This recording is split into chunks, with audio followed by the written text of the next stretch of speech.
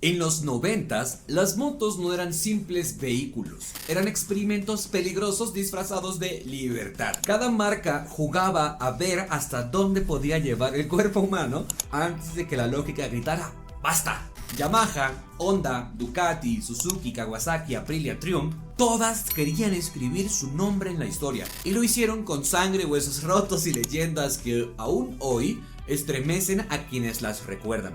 No existía el ABS para salvarte ni controles de tracción que corrigieran un error de muñeca. Lo que tenías era un motor rabioso, un chasis muchas veces improvisado, frenos de bicicleta y la promesa de velocidades que desafiaban la física. Eran motos creadas en un tiempo donde la electrónica no filtraba el instinto. Eras tú contra la máquina y si fallabas, el asfalto era juez y verdugo. Algunas nacieron como obras maestras de ingeniería, otras como experimentos fallidos que deberían haberse quedado en el papel, pero todas compartían un rasgo común. Podían ser tu gloria o tu ruina.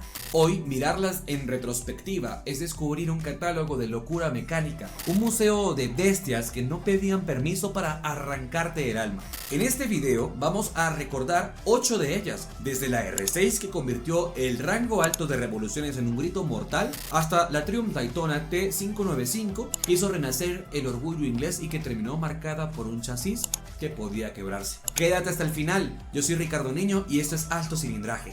Yamaha R6 del 99.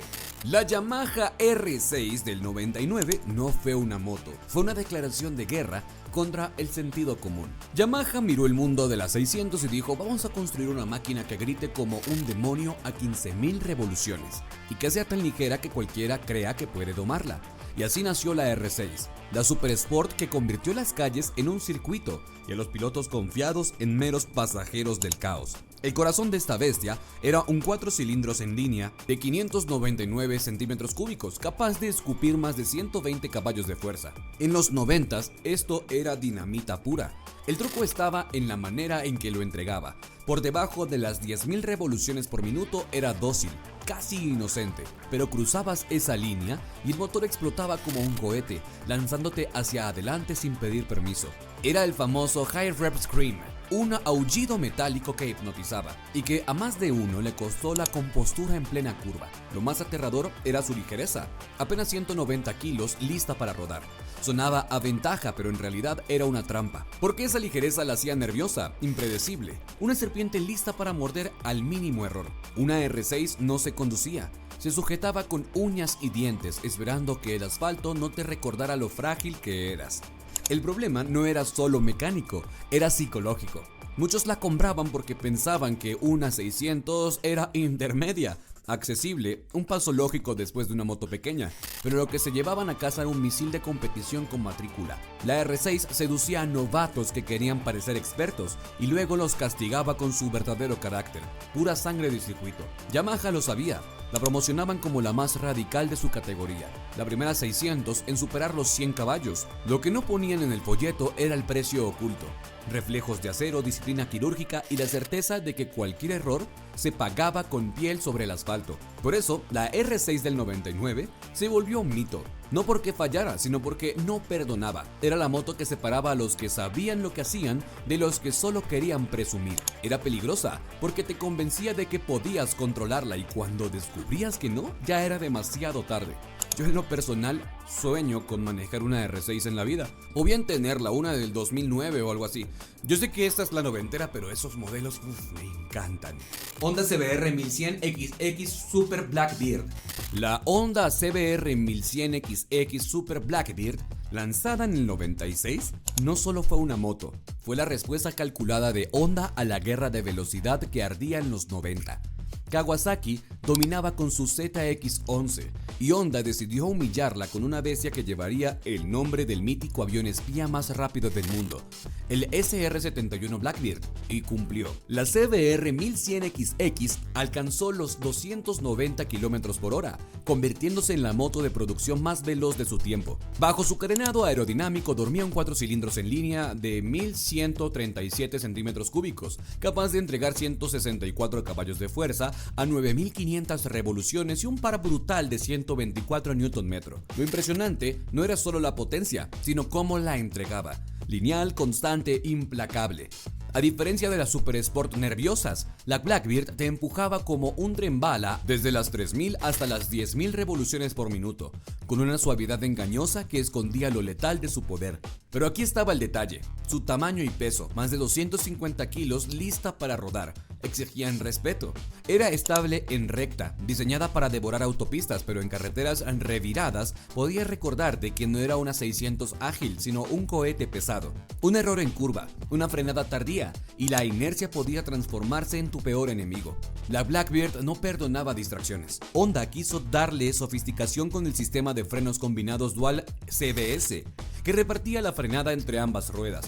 En papel era una maravilla, en la práctica dividía opiniones. Algunos pilotos lo amaban, otros lo odiaban por sentirse filtrado al querer frenar con precisión quirúrgica, y cuando ibas a 280, esa falta de sensación directa podía generar dudas bastante peligrosas. Lo curioso es que pese a ser más dócil y refinada que rivales como la Hayabusa, que vendría después, la Blackbird se ganó su fama letal precisamente por esa suavidad. Te hacía sentir invencible, como si pudieras controlarlo todo, y esa falsa confianza llevó a muchos a exigirla más de lo que podían manejar. Era como un depredador elegante, silenciosa, rápida, letal, cuando menos lo esperabas. Hoy, la CBR 1100XX Super Blackbird es un mito, una pieza de colección y un ícono de los 90s. Representa la era en que las marcas competían sin límites para construir la moto más rápida del planeta, sin electrónica que te salvara, sin ayudas digitales, solo tú contra la máquina. Montarla era firmar un pacto, la gloria de pilotar la moto más veloz del mundo, a cambio de jugar con el filo de la navaja en cada acelerón. Ducati 916. La Ducati 916 no fue solo una moto, fue un manifiesto de arrogancia italiana en dos ruedas. Nació en 1994 como una superbike que parecía esculpida por un artista renacentista, pero con el alma de un verdugo. Su diseño de Massimo Tamburini aún se considera uno de los más bellos jamás creados, pero bajo esa piel estilizada se escondía un carácter despiadado. En su corazón latía un bicilíndrico en L de 916 centímetros cúbicos, desmodrómico, con poco más de 114 caballos de fuerza. Puede sonar modesto comparado con las japonesas de la época, pero aquí estaba el truco: el par motor llegaba como un martillazo en cada aceleración. La 916 no necesitaba cifras astronómicas para imponerse, porque lo que entregaba lo hacía con brutal honestidad. Era torque crudo, directo, sin perdón. Lo que la hacía peligrosa no era un fallo técnico, sino su propio ADN de competición. La 916 era en esencia una moto de superbikes homologada para la calle. Su postura de manejo obligaba al piloto a doblarse como un contorsionista, cargando peso en las muñecas, sacrificando comodidad por control absoluto. En ciudad era un tormento, en carretera una delicia, pero siempre bajo una condición: debía ser digno de ella. La ligereza y la precisión del chasis la convertían en un bisturí sobre el asfalto. Por ese mismo filo podía volverse contra ti. La misma torpeza en curva se pegaba con una salida violenta hacia el suelo. No era una moto que tolerara errores, te exigía técnica, reflejos y nervios de acero. La 916 no buscaba compañeros, buscaba gladiadores. Lo más perturbador era el espejismo que generaba. Muchos la compraban por su belleza, sin entender que estaban adquiriendo una máquina de carreras con matrícula, y pronto descubrían que no era un juguete. Su embrague seco ruidoso, su mantenimiento obsesivo y su carácter impredecible en bajas revoluciones la convertían en una amante hermosa y peligrosa. Hoy la 916 es un mito venerado, una pieza de museo y de culto, pero en los 90s fue un arma selectiva. Daba gloria a los pilotos que sabían domarla y humillaba sin piedad a los que la subestimaban. No era simplemente una moto rápida, era una declaración: la belleza puede matar, y muchos, hermano, aprendieron esa lección con cicatrices en la piel. Yamaha XJR 1200. La Yamaha XJR 1200 no fue una simple naked.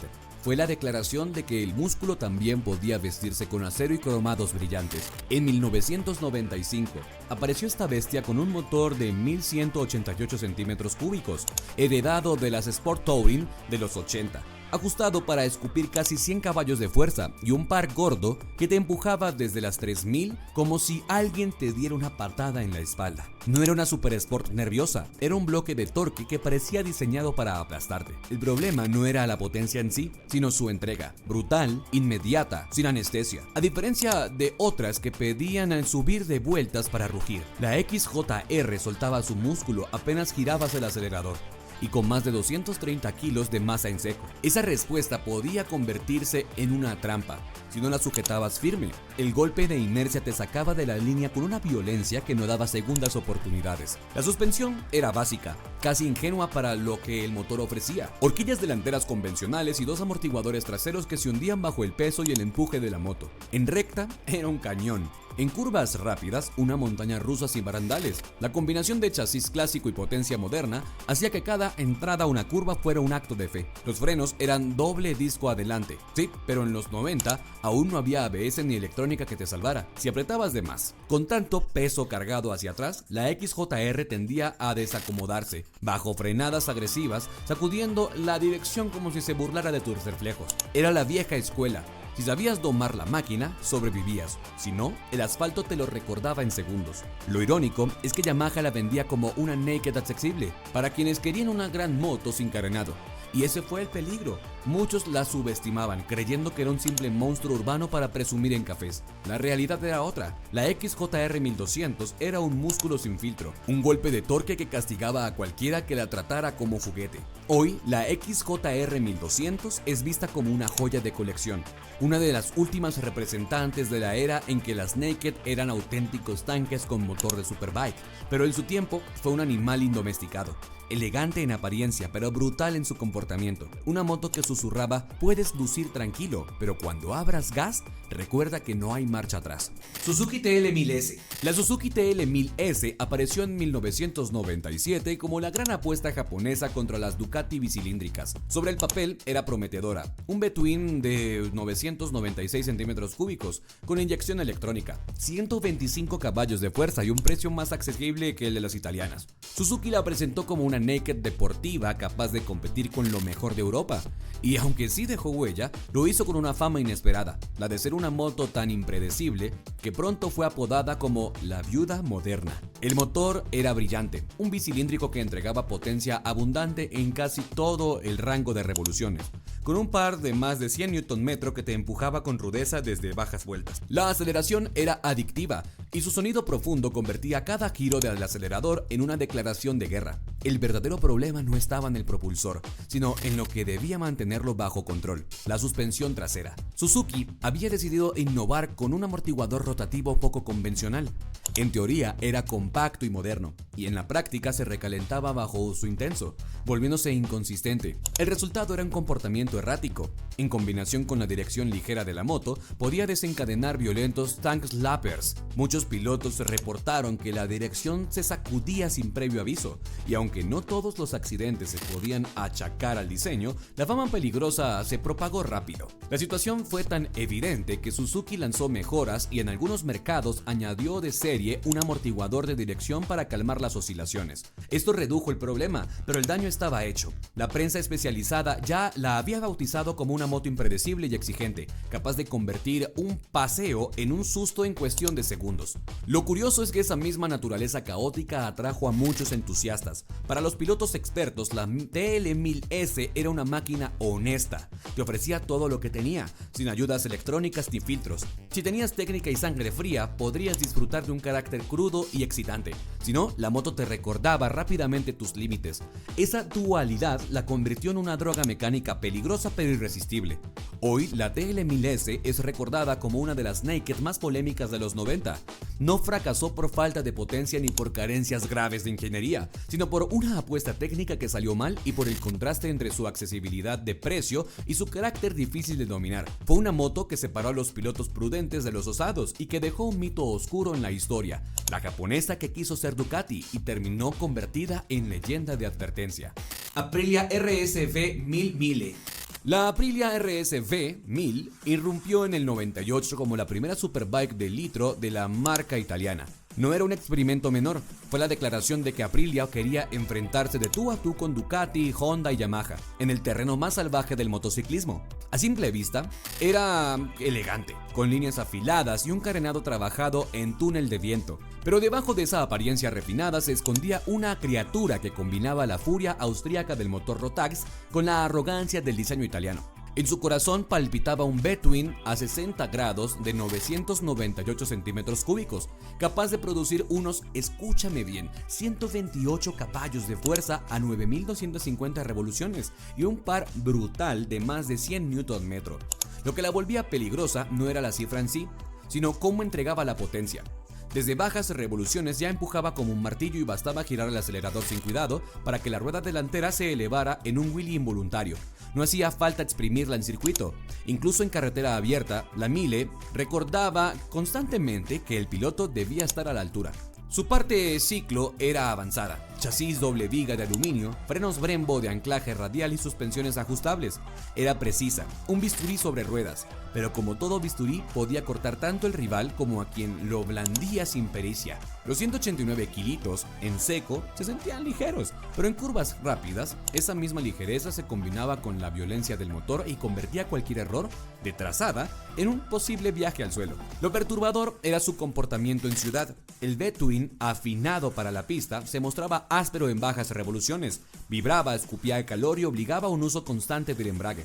No era una moto dócil ni amigable en trayectos urbanos. Su hábitat natural era el circuito o las carreteras abiertas, donde podía desplegar todo su poder. Conducirla entre coches y semáforos era como encadenar a un león y pretender que ronroneara. A eso se sumaba la incertidumbre del mantenimiento. Al ser una Aprilia de finales de los 90, muchos propietarios sufrían con piezas eléctricas frágiles, reguladores de voltaje caprichosos y repuestos caros o difíciles de encontrar fuera de Europa. El simple hecho de conservarla en estado óptimo pues simplemente era un desafío, y cualquiera que la descuidara un poco se arriesgaba a que su motito se revelara en el peor momento. Hoy esta moto es recordada como la moto que puso a Aprilia en el mapa de las superbikes, un modelo que ganó respeto en campeonatos y se convirtió en objeto de culto para coleccionistas, pero en su época fue también un arma de doble filo.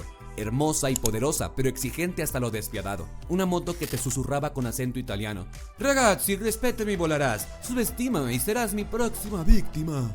Kawasaki Ninja ZX9R. La Kawasaki ZX9R llegó en el 94 con una misión clara: la brutalidad de una superbike de litro con un torque de polivalencia. El resultado fue un híbrido bastante extraño, demasiado grande para jugar en la categoría de 750, demasiado salvaje para llamarse Sport Tourer. Lo que Kawa había creado era una máquina de 899 centímetros cúbicos, bien llevada. Podía ser una flecha en línea recta, pero mal entendida, se transformaba en un toro difícil de sujetar. Su motor de 4 cilindros en línea entregaba alrededor de 139 caballos de fuerza a 10.500 revoluciones por minuto y casi 94 Nm de par. En los 90 esas cifras eran escalofriantes. La ZX9R podía superar los 265 km por hora y acercarse a los 270 km por hora en condiciones ideales. Lo que la volvía peligrosa no era solo la velocidad, sino la forma en que combinaba esa potencia con un peso seco de más de 215 kilos, que con todos los fluidos se sentía todavía más pesada. Una vez lanzada, redirigir a la bestia exigía precisión quirúrgica. En autopistas largas, la Ninja se comportaba como un cohete verde, estable y demoledora, pero en curvas lentas o en ciudad la historia cambiaba. Su tamaño y masa la volvían torpe, obligando al piloto a lidiar con inercias que podían jugar en su contra. Abrir gas sin cuidado podía levantar la rueda delantera, no de manera inevitable, pero sí como recordatorio de que la entrega de par no perdonaba manos inexpertas. La parte del ciclo era decente para su época, con horquillas invertidas y frenos dobles delanteros que daban confianza, pero no había ABS ni electrónica que corrigiera errores. La geometría mostraba sus límites cuando la llevabas al filo en curvas rápidas. La dirección tendía a sentirse ligera, y cualquier exceso de confianza podía convertir una trazada en susto. Era una moto que exigía respeto absoluto y una técnica pulida, no un juguete para presumir en la esquina. Lo irónico es que Kawasaki la vendía como una superbike todo en uno, potente para la pista, cómoda para viajar. Esa dualidad fue su propio peligro. Muchos la subestimaron creyendo que sería dócil en manos promedio, cuando en realidad estaba diseñada para pilotos con experiencia que supieran lidiar con su tamaño y carácter. ¿Era accesible en precio? Sí, pero nunca fue indulgente. Hoy la ZX9R de primera generación vive a la sombra de sus sucesoras más radicales, la ZX12R y la ZX10R. Sin embargo, sigue siendo recordada como una moto que podía devorarte si la tratabas con ligereza. Fue un misil con alma de tanque, poderosa, rápida y peligrosa, en la medida en que te olvidaras de lo obvio, que a mediados de los 90 no existían ayudas electrónicas para salvarte, solo quedaban tú, tu pericia y la fe de que no te traicionara a 270 km/h. Triumph Daytona T595.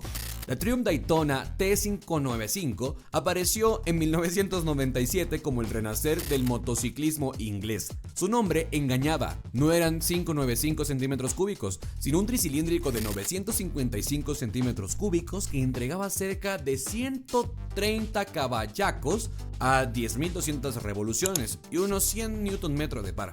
Pero el mensaje era claro, Triumph quería plantar cara a Ducati y a las superbikes japonesas en su propio terreno. Era la apuesta más ambiciosa de la marca desde su resurrección, y llegó envuelta en un aura de orgullo británico.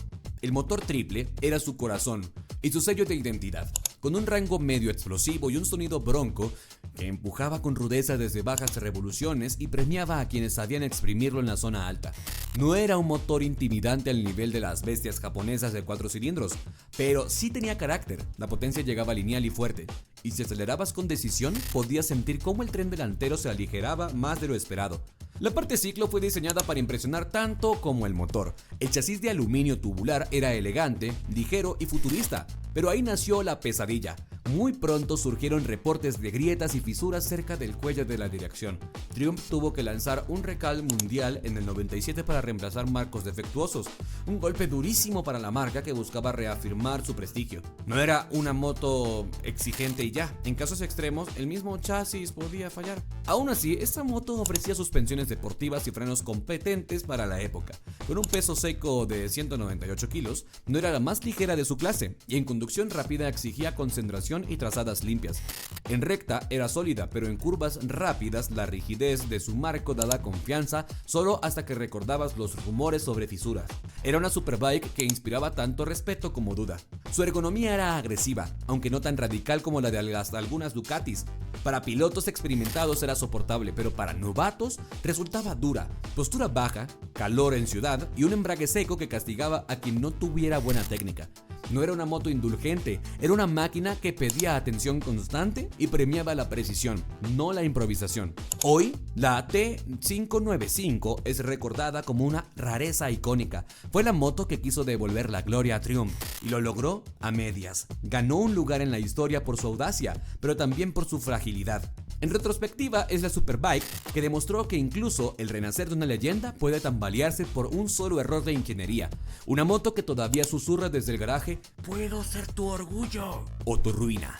Al final, estas máquinas no fueron solo motocicletas, fueron espejos de una época donde la velocidad importaba más que la seguridad y donde las marcas estaban dispuestas a sacrificarlo todo con tal de ganar el título de la más rápida, la más radical o la más bella. Los 90s no nos dejaron motos perfectas, nos dejaron bestias indomables, mitos que aún hoy siguen vivos en cicatrices, recuerdos y en la devoción de coleccionistas que entienden su verdadero legado. Cada modelo cargaba un precio oculto. La R6 enseñó que la ligereza podía ser una trampa. La Blackbeard, que incluso la suavidad podía matar. La Ducati 916, que la belleza era también un verdugo. La TL1000S, que la innovación mal ejecutada podía costar vidas. La RSV 1000, que el carácter italiano no perdona descuidos. La ZX9R, que un híbrido mal entendido se volvía un toro envenenado. Y la Daytona T595, que incluso un renacer podía quebrarse en tus manos. Ninguna fue una moto común, todas fueron pactos